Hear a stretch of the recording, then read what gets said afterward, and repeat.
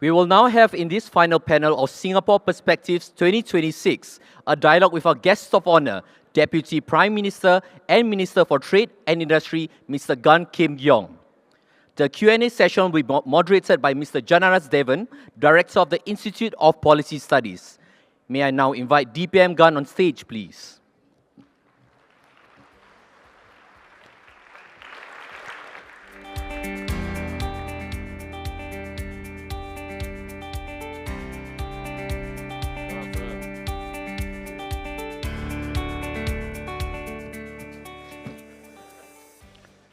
Hi. Ladies and gentlemen, good afternoon to all of you. First, let me thank you for inviting me here to speak to all of you. Today, we are really living through a period of significant transition. Digital technologies are reshaping how economies function, how work is organized, and how people interact with one another. Artificial intelligence is beginning to influence productivity, decision-making, and everyday routines. Social media and digital platforms have transformed how information flows and how relationships are maintained. At the same time, many societies are grappling with the issue of trust, cohesion, and a sense of belonging.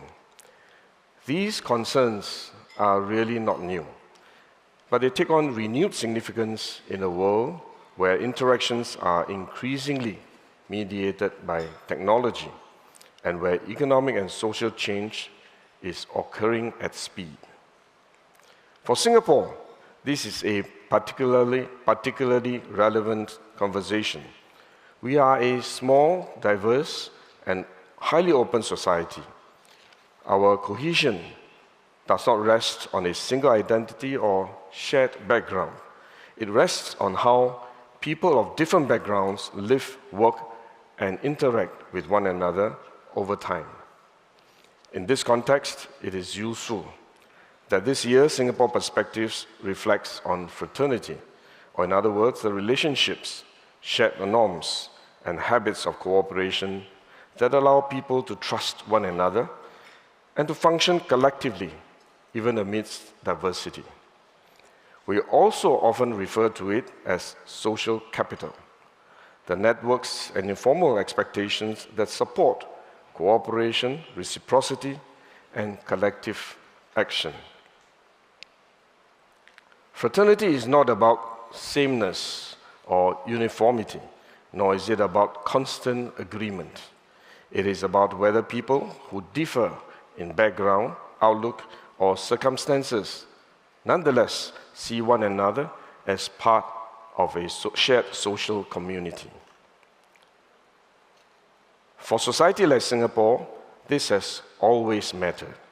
Diversity is a fact of life, and fraternity is what allows diversity to be a source of strength rather than a cause of fragmentation. It is sometimes assumed that as societies become more digitally connected, the role of social ties rooted in place or institutions diminishes. The evidence suggests a more nuanced picture. Digital tools make communication easier and more convenient.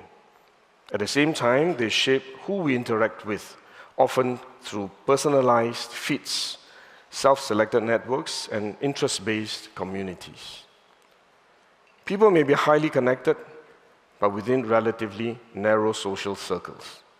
Access to information expands, but trust does not automatically deepen. Communication becomes more efficient, but to build shared understanding still requires time and interaction. Seen in this light, digitalisation does not remove the relevance of fraternity. Instead, it places greater weight on the underlying social fabric that supports trust, cooperation, and a sense of shared purpose. Recent surveys research by IPS on friendship and social network in Singapore provide several useful observations. First, close and meaningful relationships continue to form largely through in-person settings such as schools, workplaces, neighborhoods, and community settings. Digital platforms play an important role in maintaining contact, but they tend to complement rather than replace face-to-face interaction. Second, the diversity of social ties matter. Individuals with greater diversity of friends across age, income, education, housing type, or ethnicity are more likely to report a strong sense of belonging, higher levels of trust in fellow Singaporeans, greater confidence that people share common values, and higher participation in civic and community activities. Conversely, where social networks are narrower and more homogeneous, these outcomes tend to be weaker. This points to an important aspect of fraternity. It is not simply about having close relationships, but about who those relationships are with. Fraternity grows when people have meaningful ties that cut across social and economic divides. This could engender a virtuous circle of social trust that leads to deeper social relations. Third, social networks continue to reflect broader social and economic structures. Without opportunities for interaction across groups, networks can remain segmented, even in a digitally connected society. These findings suggest that fraternity is shaped not just by whether people are connected, but by how broadly and across whom those connections are formed. These findings point to fraternity playing a quiet but consequential role in three areas: economic competitiveness, social resilience, and national identity. First, on economic competitiveness, Singapore's economic model has always depended on openness to trade, to capital, to ideas, and to people. We compete not by size or scale, but by being a place where global firms and talent are willing to operate over the long term. This rests on more than regulatory clarity or economic incentives. It is also shaped by how society functions day by day. The survey findings are instructive here. They show that individuals with more diverse social networks tend to report higher trust and a stronger sense of belonging. These traits shape whether a society is experienced as welcoming, adaptable, and easy to integrate into. For global talent, the decision to come and to stay is rarely based on work alone. It is also about whether one can build relationships, feel accepted beyond the workplace, and sink roots here. Therefore, stronger and more diverse social bonds make integration easier. Conversely, when social networks are narrow and segmented, differences are sharper and openness becomes harder to sustain in practice, even if policies remain open in principle. In this sense, fraternity supports economic competitiveness by lowering social friction and expanding our absorptive capacity, which, as a small and open economy, is one of the key elements of our economic competitiveness. The next implication relates to social resilience. The survey shows that people with more diverse friendships are less likely to feel socially distant, more likely to trust others, and more likely to participate in civic life. These characteristics matter most during periods of stress and transition. Economic restructuring, technological disruption, demographic aging, and global uncertainty, and even pandemics like COVID-19, all place pressure on societies. Strong social bonds strengthen the ability of the society to withstand these disruptions and bounce back in several ways. First, diverse networks reduce isolation. Individuals connected across different segments of society are less likely to feel excluded or left behind as circumstances change. Second, Fraternity supports cooperation. Where trust is high, people are more willing to accept trade-offs, support transitional measures, and participate in collective responses for the greater good, whether during economic downturn or public stress. Third, broader social networks act as informal support systems. Individuals with more diverse ties are more likely to have access to emotional, informational, or practical support when they need it. From this perspective, fraternity therefore becomes a source of social resilience. It does not eliminate disruption, but it affects how disruption is experienced and managed. The third implication is more fundamental. For a small, multicultural nation, identity is not inherited automatically. It is built and renewed through everyday experience. The survey findings suggest that when people have friendships that cross social boundaries, they are more likely to feel emotionally attached to Singapore and more likely to believe that society shares common values. This points to an important insight.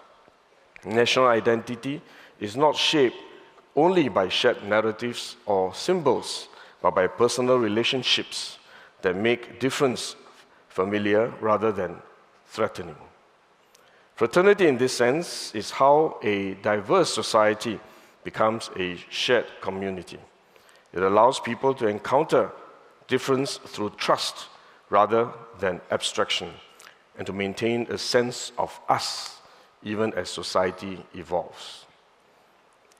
In a global environment where polarization and identity-based divisions are becoming more pronounced, this is not incidental. It is central to how a small, diverse nation stays united and cohesive. Over the decades, we have always balanced openness with cohesion and diversity with shared purpose. Singapore's success has never rested on size or resources. It has rested on trust between citizens, between workers and employers, between communities, and between the people and the government.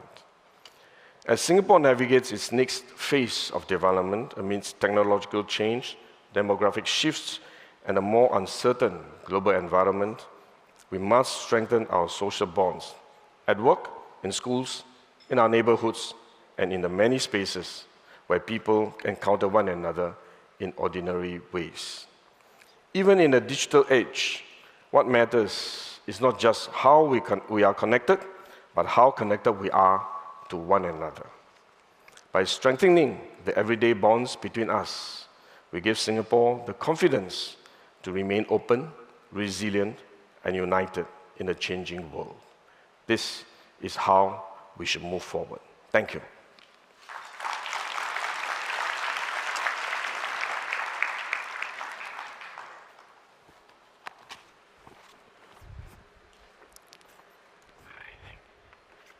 I'm here on this side.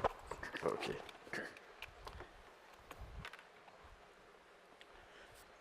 Thank you, DPM. And I'm very happy to see so many of you still here. That's why we put you last. So, inevitably, in a conversation on social cohesion, the subject of foreigners come up. It's a kind of neurologic issue in Singapore. It has been for a long time. It affects election outcomes. We track it consistently, people's sentiments. It varies depending on how well the economy is doing. And it also varies depending on how many people we are bringing in. Sentiments tended to improve when the economy is not doing that well. Certainly during the COVID period when the numbers came down. And so it became less neuralgic. But now again, the numbers are going up. And one number that's not going up is our TFR, and which is likely to get worse. I mean, I have many young friends, young officers, who either don't intend to get married or two, if they get married, don't intend to have children, there's a much higher chance they adopt pets than have children. And so all this means that A, we are going to be dependent more on bringing in foreigners, not only to, as EP and S-Pass and work permit, but also as sources for new citizens. Otherwise, the Singaporean proportion will shrink. How do you see us keeping society together in the midst of having to bring in more foreigners? Let me have a drink first. Because this is going to be a long answer. Well, first, let me put it in context. Our TFR has been unfortunately declining over the years, as you have seen. 2024, our TFR was 0.97. That was the first year that it did not decline, the same as 2023, I think. But the unfortunate thing is 2024 was a dragon year. So in dragon year, usually you have a uplift, a blip.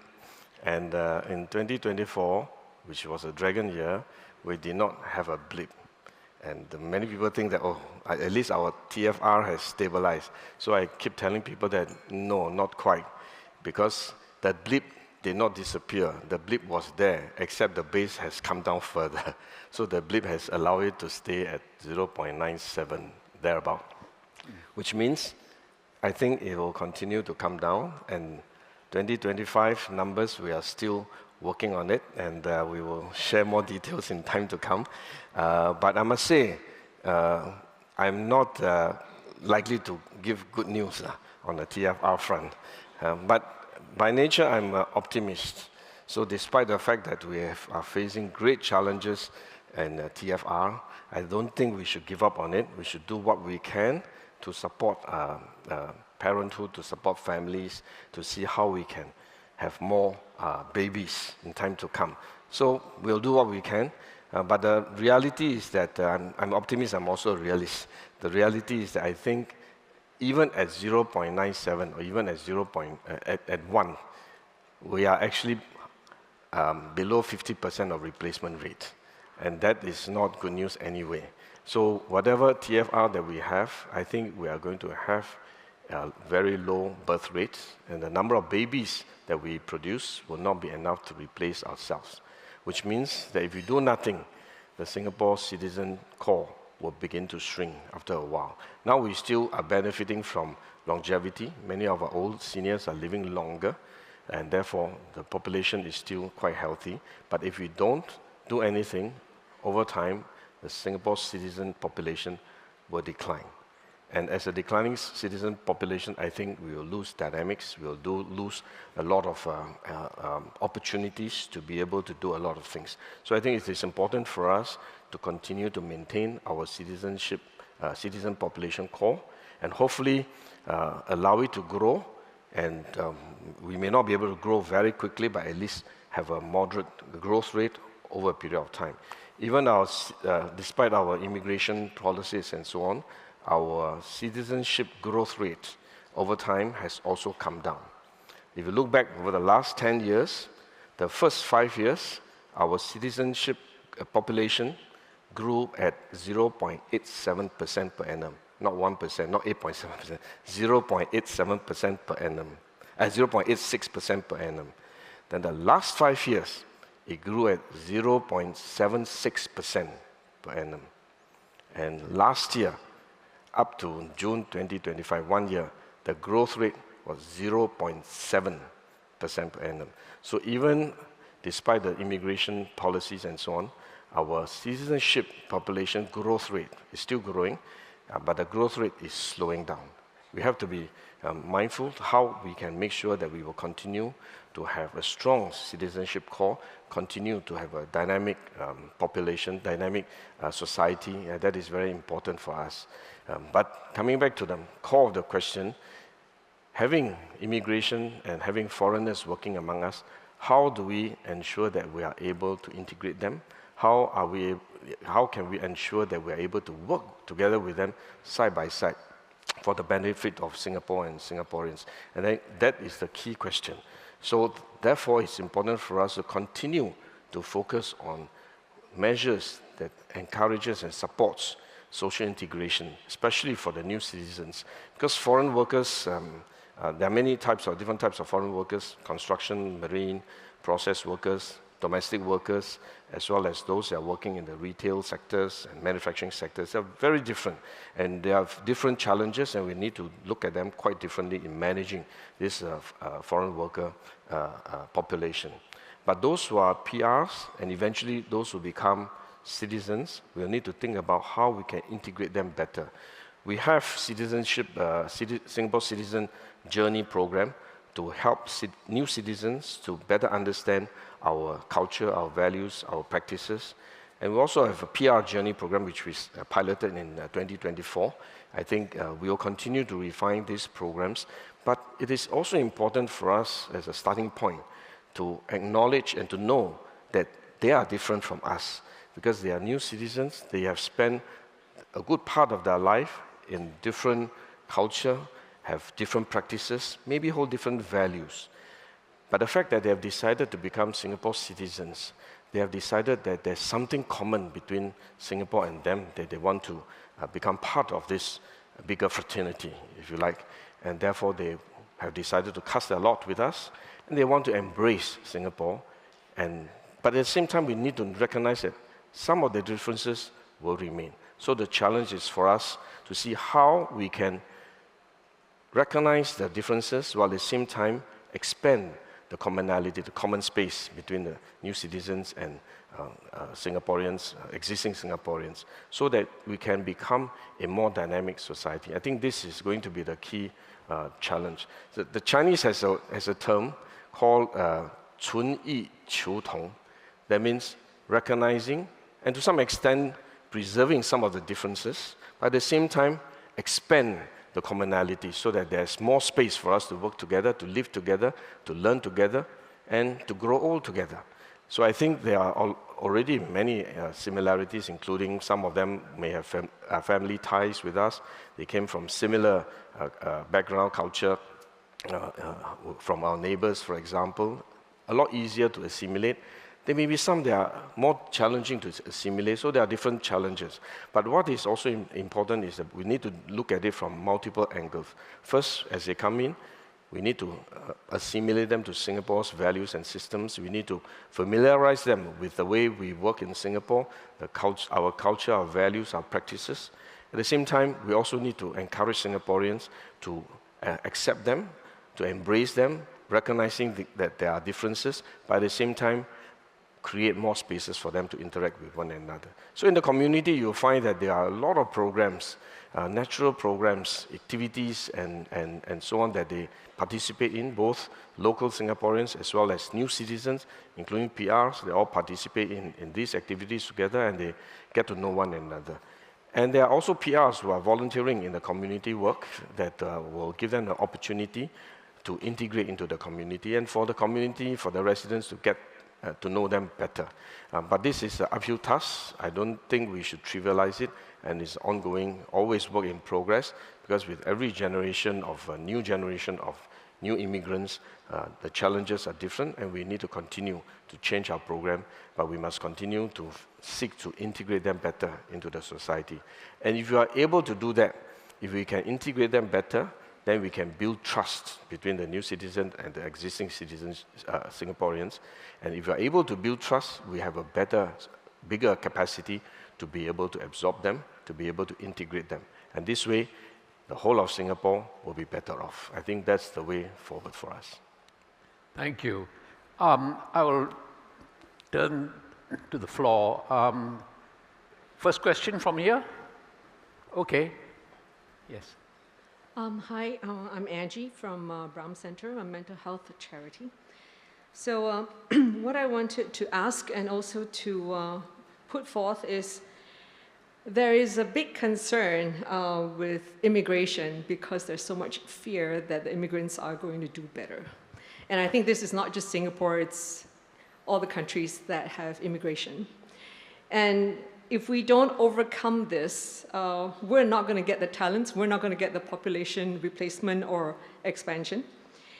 And I am concerned that that's tied to also our Singaporeans being, experiencing burnout.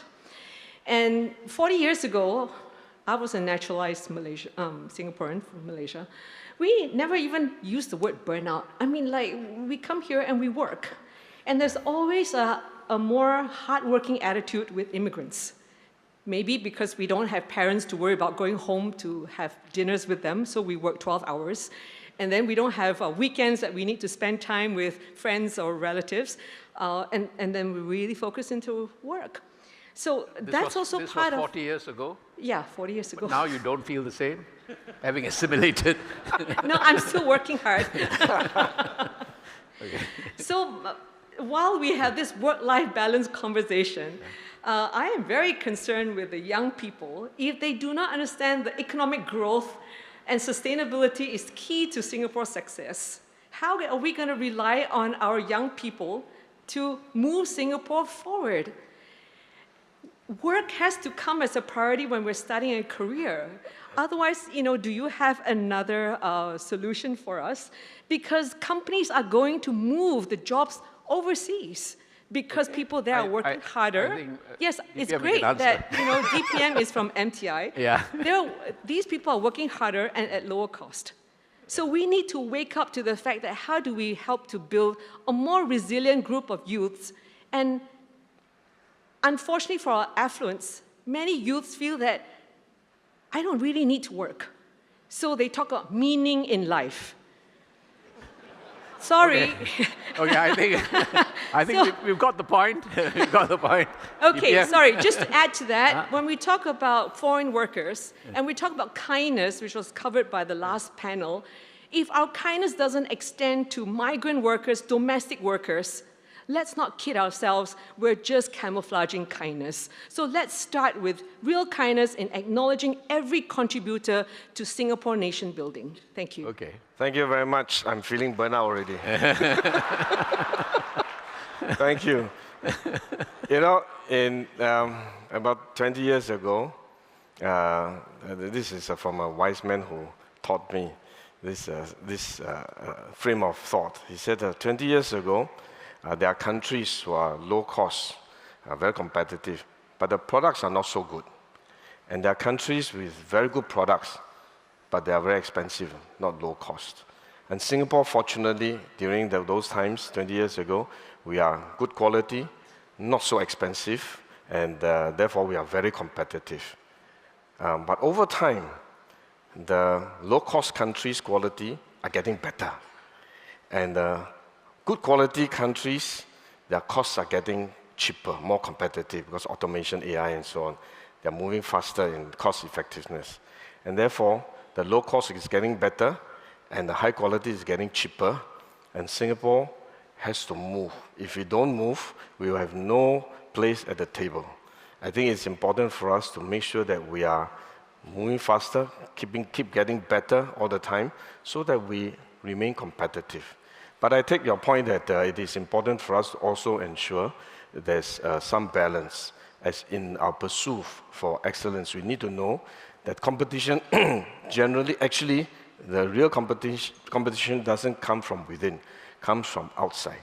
We are competing with many, many countries in the world. Many of our industries, export-oriented industries, are competing with the rest of the world, and many of them are lower cost getting better and higher quality getting cheaper. So we have to make sure that we remain competitive in many of these important sectors. Semiconductor, pharmaceuticals are just some of the examples. Aviation, aerospace, and so on. All these are very highly competitive global sectors. And we just have to make sure that we keep pace with competition. We want to stay one step ahead of our competitors. And sometimes I always say you may not be able to keep one step ahead, but at least half a step ahead. I think if you are able to keep half a step ahead, I think we will be able to continue to create opportunities for Singapore and Singaporeans. And I do accept that sometimes Singaporeans feel they are facing a lot of competition at their workplaces from their fellow Singaporeans, from foreigners who work side by side. and also even from new citizens who are no longer foreigners, but still continue to work with him side by side, and they are creating competition among them. So I think this sense of competition is real. We have to recognize them, but it is also something that we have to accept, that we just have to continue to compete with the rest of the world, because this is Singapore. We are open. We don't have critical minerals. We don't have oil. We don't have gas. We just have our people. So we have to make sure that our people will be most competitive in the world. And how do we do that? We want to do that through giving them the best education and training system in the world. And that's why we introduced SkillsFuture, and we upgraded SkillsFuture to the SkillsFuture Level Up to give them another chance, another bite of the cherry in the education to get a diploma in their mid-career so that they can reset their skill set to continue to be competitive. And we provide support services and so on, particularly for those who have been displaced. We want to help them find jobs, find work so that they can continue to be gainfully employed. So I think these are the things that we work together, and we have a very strong tripartite relationship that we work together, government with the employers, with the unions, to see how we can continue to make sure that our workforce remain competitive. What is also important is to ensure that despite the competition, the workplace continue to be fair, continue to be equitable to the workers, to the employers, so that we've introduced a Fair Working Practice Act, so that we ensure that the workplace will continue to provide fair and equitable terms for our employees. But what is critical for us is to continue to provide opportunities. One, for the workers to upgrade themselves. Two, for the companies to transform so that you're always a competitive in enterprise. And third, continue to bring in new businesses, create new opportunities for both enterprise and workers. This way, we will be able to continue to keep Singapore competitive for many more years to come. But at the same time, I recognize that we will need to also manage the stress at the workplace, help Singaporeans to be able to cope with the stress. I must say that the stress is not just at the workplace. I think in community there's also a lot of stress, and nowadays I get a lot of feedback about noise generated from neighbors because they want to rest. They find it very stressful to have so much noise, and from all kinds of things. In Punggol particularly, you know, where I came from, we have aircraft noise from the air base. We keep explaining to my neighbors that this is national defense. We need to train our pilots, and some of them ask, can they don't fly at night? Because at night I need to rest. I have to explain, well, our enemies don't stop at night, and therefore they have to train at night, and sometimes they go out for exercise. By the time they come back, their land is quite late into the night. But they happen rarely, so I explain to them, they will try their best to manage the timing, but some level of training is necessary. So it's also stressful in the community. In schools, they're also very stressful, I'm sure. Many of my residents also complain and say, you know, my grandchildren, most of them are grandchildren, when I talk to the older folks. My grandchildren face a lot of stress, a lot of exam stress and so on. I think stress is par for life. The key is how can we help Singaporeans, children, adults, workers, even seniors, how to help them to have a greater capacity to cope with stress. Some of the techniques is something that we will need to continue to help and teach them and share with them. And I think you do a very important job in focusing on mental wellness and stress management. This is an important topic that we can continue to discuss. Can I have a question from somebody from the schools, the strawberry generation? What? Are you from the school? Yeah, from Nanyang Poly. Okay, go ahead. So hi, my name is Darren. Yeah, from Nanyang Poly, Banking and Finance. So this is my question to the DPM. Initially, I want to ask in session 2, but I think this question fits you since you are in the political leadership. So this is my question. So government speeches often invoke a we society. So we referring primarily to Singaporeans. This, however, This, however, can unintentionally exclude foreigners when leaders call on Singaporeans to be involved in integration efforts. So in response, some have suggested that political leaders and society should actively involve foreigners themselves into the integration process, including through explicit rallying calls for foreigners to engage with Singaporeans in the integration process. In such a context, however, so some Singaporeans might perceive leaders as being in favor of having foreigners over citizens when they call on foreigners to integrate Singaporeans. So this is my question. So what can leaders do to promote genuine integration between groups while avoiding a situation where Singaporeans feel that leaders are increasingly accommodating foreigners at the expense of Singaporeans? And I think that fits to you of how you would communicate with the Singaporeans as well as the upcoming leadership. Okay. Yeah. Thank you. Thank you. Thank you. We first, but who's we? Yeah. So I was about to ask first, don't you want to object to a strawberry generation label put on you? I'm surprised you didn't object. So No, it doesn't bother me. self-confidence. Yeah, I'm who I am. Doesn't matter what you call me. Very good. This is our hope for the future. But what is important is, I think Janada's put it correctly. We first, but who are we? And I just want to, I mean, this is what Prime Minister said, so this is my own interpretation. I think we first doesn't mean that we first, you later, or we first, they later.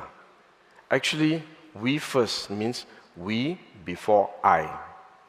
So the key is, who are we? All of us together is we. The difference is not about me and myself alone, but about us together collectively. So we can be this group of people, we can be my company's interests must come first before my own interests. We can be Pongo come first before Gan Kim Yong. So there are different ways of looking at it, but the key message really is rather than focusing on ourselves, focus on the collective good. And the we could include foreigners. The we, I think just now there was a good comment about we must take care of foreigners when they are here, they contribute to our economy. They are migrant workers, domestic helpers, workers that help us in domestic work. We must take care of them. We have a responsibility to take care of them first. And therefore, it's important for us to make sure that we take care of all of us together as a collective society. And so we first could mean my residents, could mean my society, our circle of friends, our circle of contact. We must look at collective benefit rather than individual personal benefit. I think that's the idea of a we first society.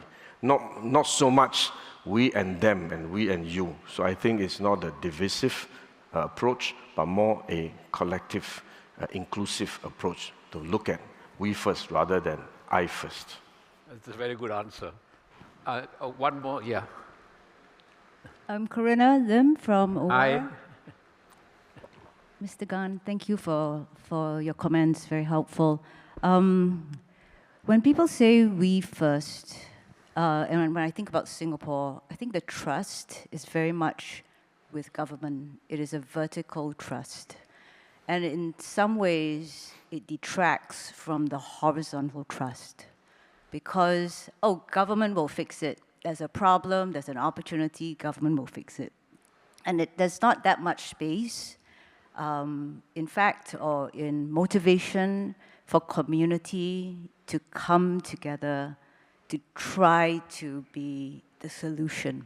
So I wonder what you think about that, because the problem is that you want to have a we first nation, but you're not the right person to say it, because in saying it, then are we going to be detracting from the horizontal ties that we want to bind, that we want to build? So that's one. The second point is on competition. It's come up in an earlier panel, and it's about the competitive values that we have. One, do we even have time to think about anything beyond myself and my family? And two, when we look at the values of our society, caregiving, paid caregiving, teachers, social workers, child caregivers, they are among the lowest paid. We used to say, is it a question of gender, or is it that we value care so little? And if that is the case, then how do we build a we-first society which must put care of the next person first? Thank you. Okay. Thank you very much. First of all, the premise of the question. Yeah. Part of the question. On the first part of the question, I beg to differ, because I think the horizontal trust is as important as a vertical trust, as you put it. So I think the trust between people and government is very important, so that the government's policies and so on can be implemented with the residents, with the people's support and trust in that you are doing good for the country, for the people. So I think that trust is important, but trust among the people is equally important, and we sometimes tend to ignore it, tend to understate it, but it is very critical. I give you one example. Yeah. COVID-19 was the best test of a horizontal trust, and this horizontal trust has broken down in so many countries. And in Singapore, we are very fortunate that we were able to hold that trust together. One example is mask wearing. The whole idea of a mask wearing is not quite to protect yourself, but to protect others. If you remember, we tried to explain, because the mask is to prevent your sneeze and your cough from transmitting the virus to the next person. So to wear masks is to protect others. If you have no mutual trust, why should I bother to wear masks? It's about me and myself. I don't worry about you. But if everybody does that, everybody will get infected, because nobody will be wearing masks. But in Singapore, we are quite conscientious in wearing masks for all of us, and we know that wearing it is to protect others. So I think this is a very good illustration of how horizontal trust among the people operates in a crisis situation. And therefore, I must disagree with you that we focus only on vertical. It's equally important to have horizontal trust. I totally agree. And that's what I'm saying. It is very important. But sometimes, because in the COVID situation, I would argue that the trust was with Gov. When you said wear masks, we all complied. It's true, because you were so convincing, as you are now. So actually, Corina, I disagree with you. I disagree with you. We saw horizontal trust on a large scale during COVID. Yes. The problem is whether or not you can maintain that momentum or that value in peacetime. Yeah. Yeah. But I can sort of accept that in peacetime, when there are no crisis, no emergency, I think there's a little bit more about I want to achieve, I want to progress, because there's no pressing need for me to give way to others. Yeah. So I think there's a bit of that reality setting in. But whenever crisis happens, whenever emergency happens, I think we all will rise up to the occasion and be counted as one of the member of the society. So I think, but that is very important, so that in emergency, we know we can count on Singaporeans. So I think this is, to answer your first question. Sorry, what's the second question? Second question is something that was raised in earlier session too, whether there's a contradiction between competition and social capital and social cohesion. Yeah. So I think, please take a seat. I think the competition, as I try to explain, it's a reality, and the world is very competitive.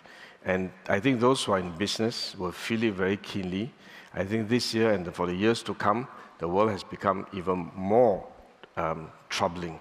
I think the fragmentation is happening at unseen speed, and polarization between different trading blocs is happening, and trade agreements are breaking down. And I think the core principles of a most favored nation principle, MFN principle, is also being undermined. I think many of you who are in the business will appreciate that. And therefore, competition will become even more keen going forward. I think this is something that is a reality. We have to face up with it. Singapore being an open economy, we have to compete, we have to remain competitive. But it's also important for us to remember that career, money, and opportunity is not everything. It's also important to spend time with family. It's always important for us to make a balance in our work-life balance. This is a very interesting term, work-life balance. So it's important for us to manage that so that there is a purpose even in our competition. If we just compete for the purpose of competing, at the end, you are not sure what you are competing for. So I think our family ties, our fraternity, our relationship is the anchor for us to allow us to compete in our day jobs. Say, for example, despite all our programs, I have dinner with my mother-in-law every Sunday night. And if I can't, I'm overseas, I try to dial back. Now today we have technology, you can Zoom. Last time cannot. So now you can Zoom quite easily, call back, say hello to mom, and then they have their dinner. So we make it a practice every Sunday night. No matter how busy we are, unless we are overseas, we come and meet, have dinner with my mother-in-law. I think this is something that you need to decide and make up your mind that I'm going to commit to this, I'm going to pay attention to my family, I'm going to invest in relationship as much as I invest in my career and my future and in my wages and my income. I want to give my family a good quality of life, but at the same time, I want to maintain my family relationship. I think relationship is something you have to spend time and spend effort and spend resources in managing, in growing. You cannot take it for granted that it will flourish on its own. It doesn't. So I think it's a balance that you need to strike. Paul? Thank you. Paul Tambaya. The question is in my own capacity and not with any institution. So today we've heard a little bit about wealth inequality. So I'd like to ask about health inequality. And I think some of the best data we have on this is from an answer, DPM Gunn, that you gave in February 2021 to a parliamentary question, where you pointed out that when you adjust for age, gender, and ethnicity, that those from the lower socioeconomic class, that's those with below secondary education, are 70% more likely to have diabetes, 20% more likely to have hypertension, and 20% more likely to have high cholesterol. So these are quite serious numbers, which are quite troubling. They're similar to some other countries like the UK and US, but Singapore is a relatively smaller place. So many of us are hoping that something can be done to address this, to level up the lower SES group when it comes to health status. Unfortunately, the recent changes in healthcare financing policy appear to be moving in the opposite direction, where instead of going after the big corporations which run the big private medical centers or the insurance companies, what's happened is the plan is to raise the deductible for those who have riders, which again, there is some basis for this. There's some theoretical idea that people will charge more if they know that the patient has a rider. But the unintended consequence is likely to drive people to the public sector, which is already doing a great job under tremendous stress. So my question is, instead of that, whether we could try and find some way to level up the idea of MediShield Life for all, perhaps lowering the deductible in MediShield Life, making sure that there is an umbrella for low-income Singaporeans so that you can try and narrow this gap in the chronic illnesses that you mentioned earlier. Thanks. Yeah. I'm not sure how the first half relates to the second. Yeah, I was about to say there are two different questions. Yeah. First is on diabetes. Why don't we take the first half first? Okay. Yeah. So the first half, the answer is that is why we have a war on diabetes, which we started. This is the first war that Singapore has declared in Parliament. And this is a good war. So high blood pressure and high cholesterol. Yeah, so I think subsequent to that, I think Minister Ong Ye Kung started war on salt.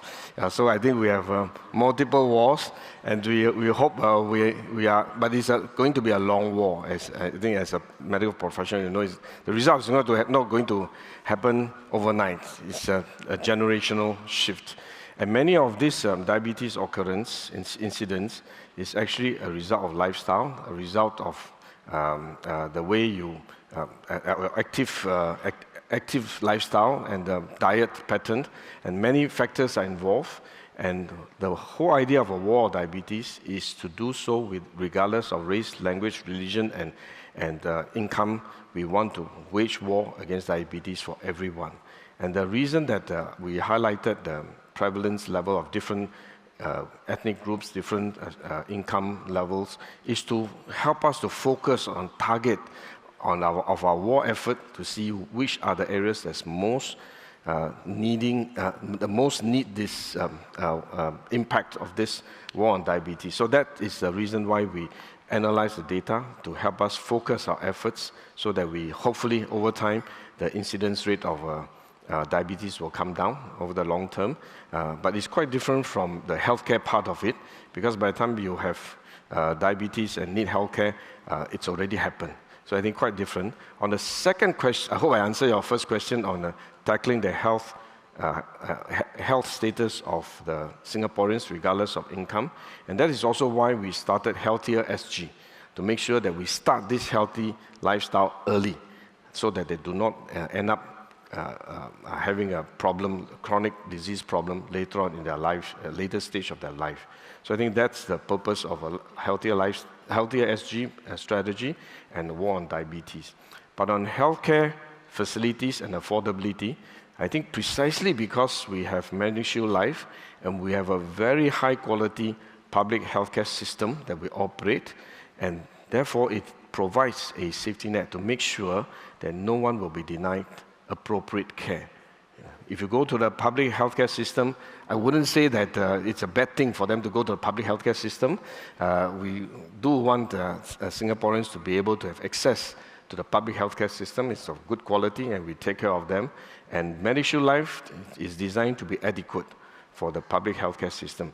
There will be some that have a very low income that cannot afford the co-payment, the deductibles, and there will be MediFund to be able to help them with additional subsidies. So I think in terms of healthcare, especially for the lower income, it's not an issue. If you have any problem, talk to the healthcare, medical, social workers, and they'll find ways to help you and to support you.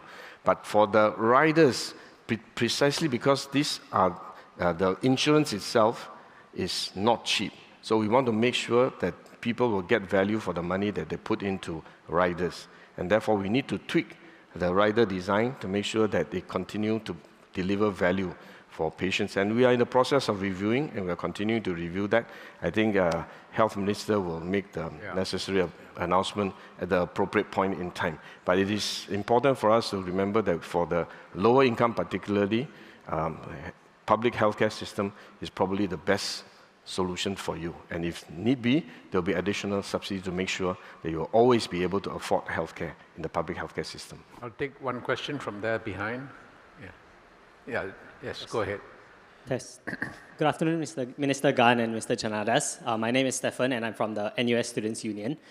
So today we talked a lot about building communities, protecting minorities, and of course fostering that kindness within our society. And we also examined kind of the role of digital tools in how it affects our relationship building within our society. I also just wanted to consider the role of national narratives in building this culture and national sentiment. I think historically, when we think about the Singapore story, it's always been one of survival, of competition and a struggle for existence. And I wonder how these national narratives might continue to evolve to kind of balance the community focus. What are your thoughts as DPM? Thank you very much. The sad part of the story is that this survival existential challenge remains there.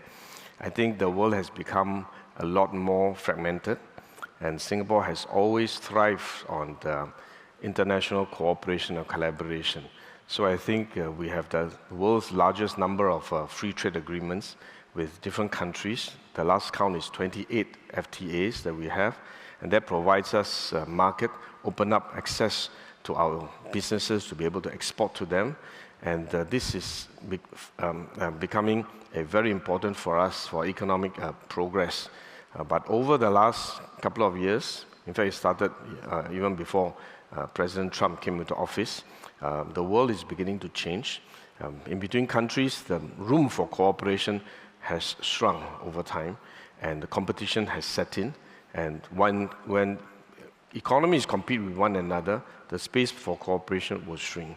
So I think over time, Singapore's global economic space will also shrink. And therefore, we need to continue to stay competitive, continue to find opportunities for Singapore companies to grow and to expand. And that's why we set up the economic strategy review last few months, and soon they will share more details of their outcome of their review. And that will help us chart the new blueprint going forward to allow us to continue to grow our economy in this very challenging and volatile operating environment. So I think that's important. But you also mentioned about the narrative for the community. And that is also increasingly important because our society has also become a lot more complex, a lot more fault lines, if you will, and in between different groups, whether it's in between ethnic groups, between locals and foreign, between the lower income and the higher income, there will always be this tension.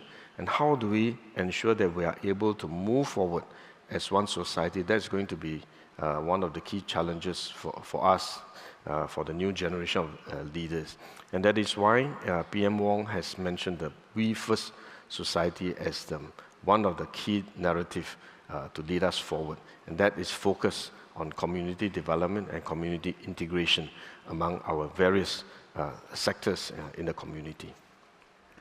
I see somebody there. Okay. Hi, I'm Edwin Lau, representing the Victoria Junior College. So,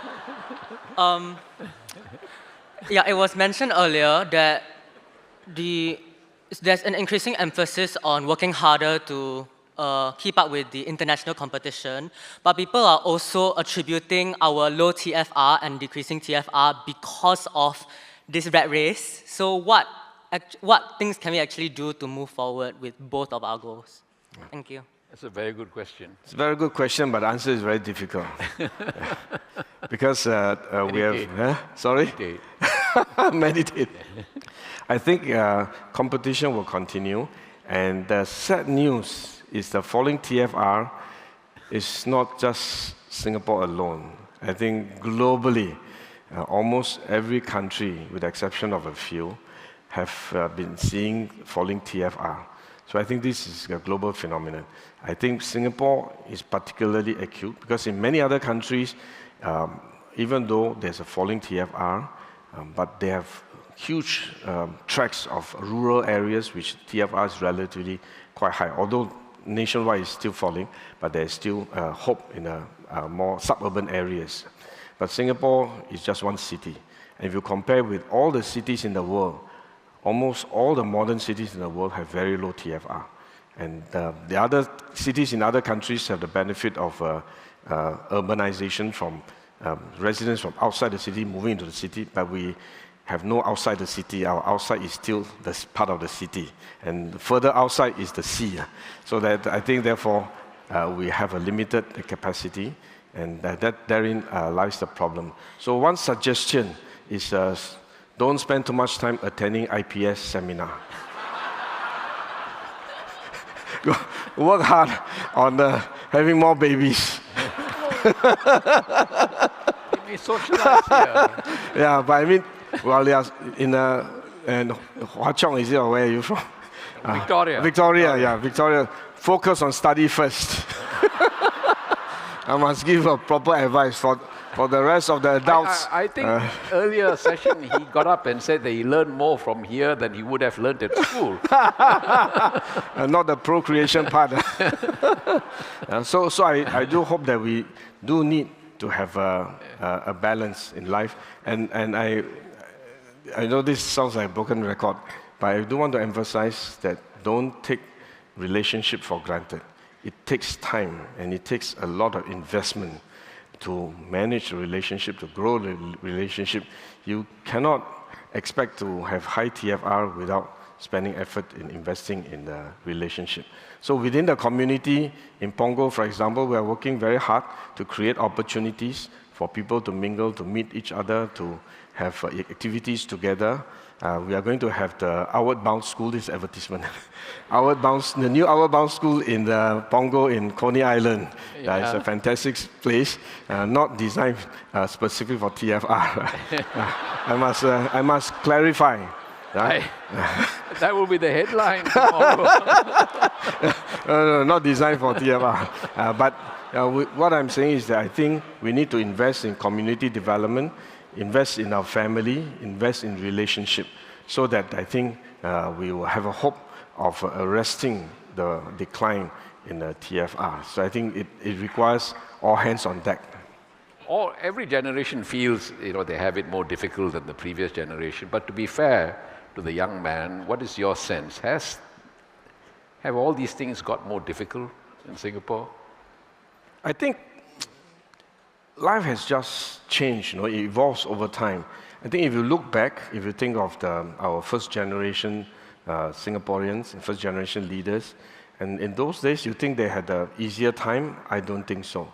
They had so limited resources. I think the outlook was so bleak, and any man would have generally just give up and say, well, there's no hope for Singapore. But we created a miracle, and this is where we are today. And today, the same thing. I think the future looks quite challenging. And for the younger generation, they are also wondering, where do we go from here?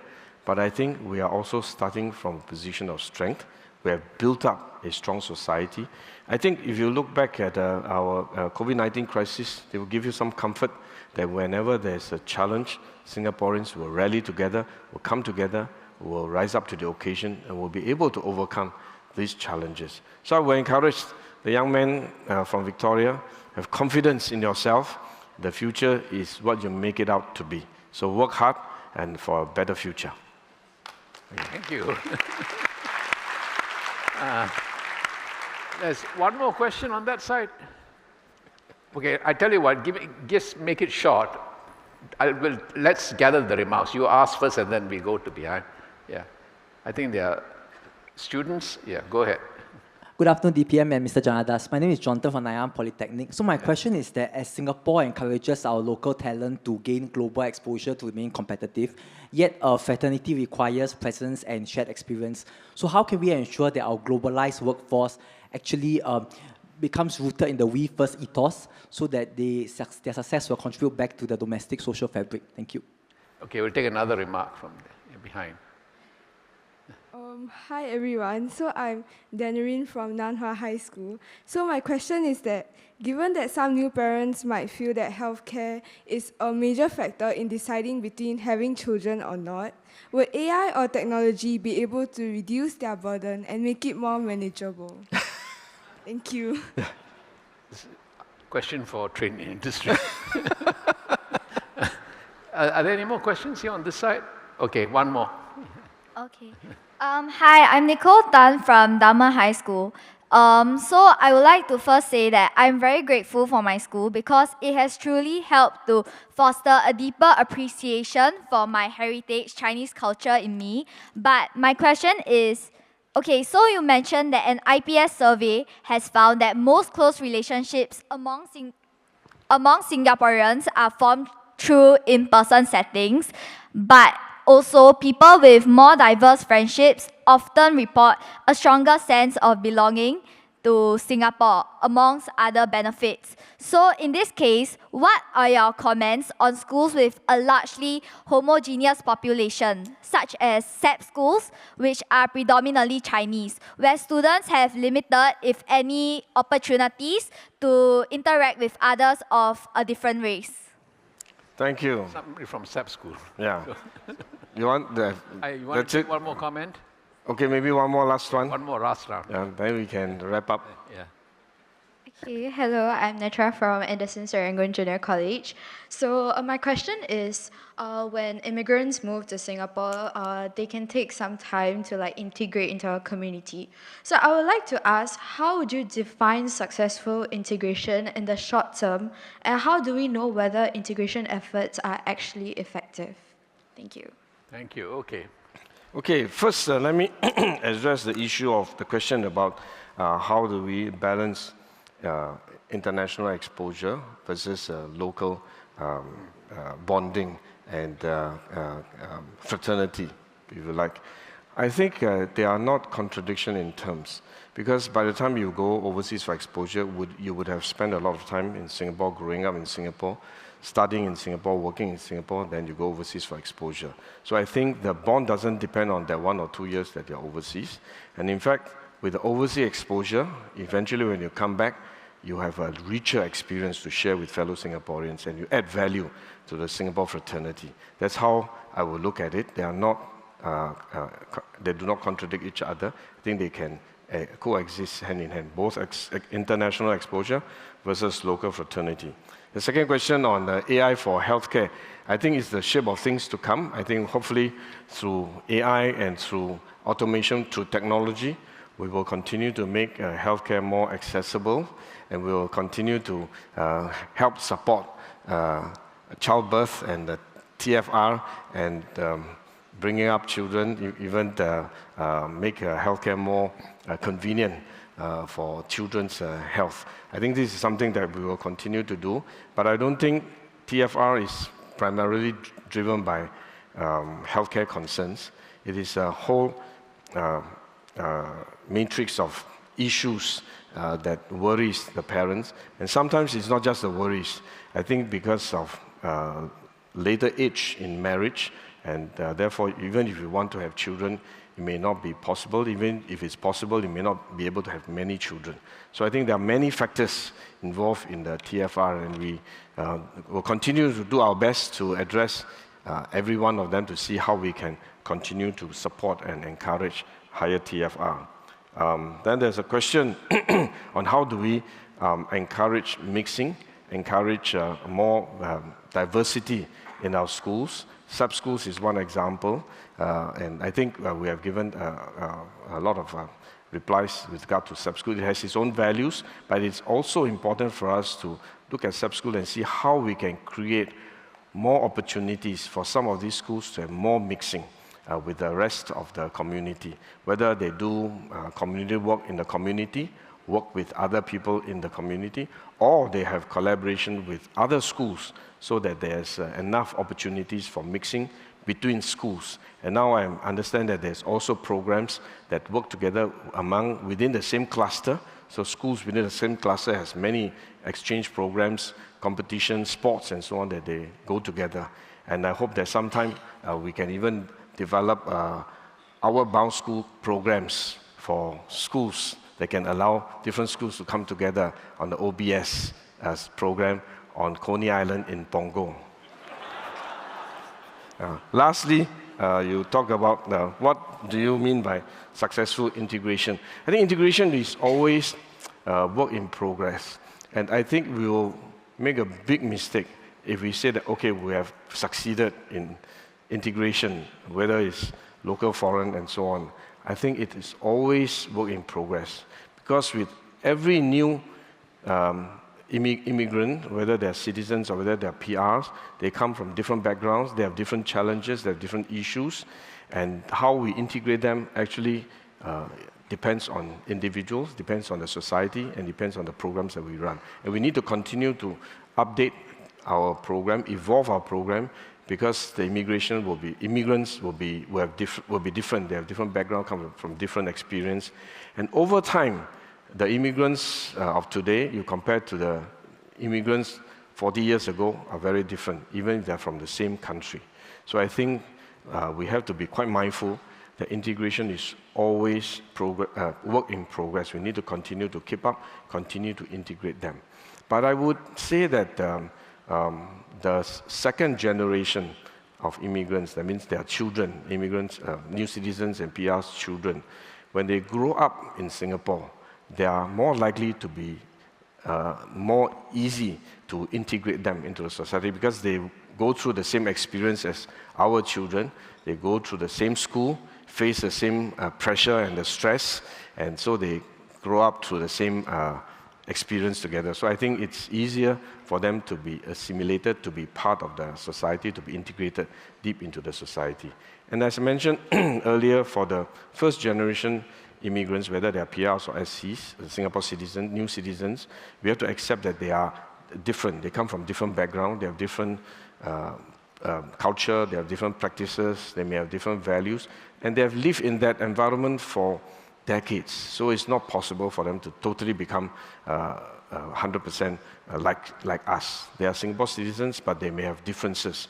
Go back to what I said, we have to do what I said, 存异求同, to look for commonalities, to continue to create more space for us to work together, to integrate together. So I think it is always work in progress.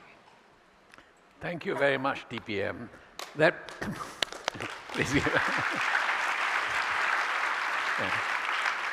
brings us to the conclusion of yet another Singapore perspective.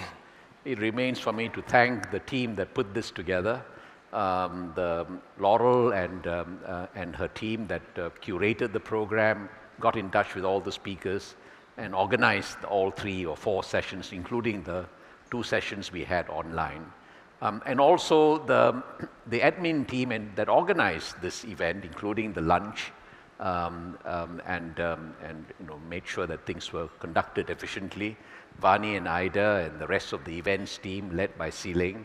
And also finally, Emmanuel and the team that got us all these sponsors, whom I'm very grateful to, all the sponsors and donors who were listed behind.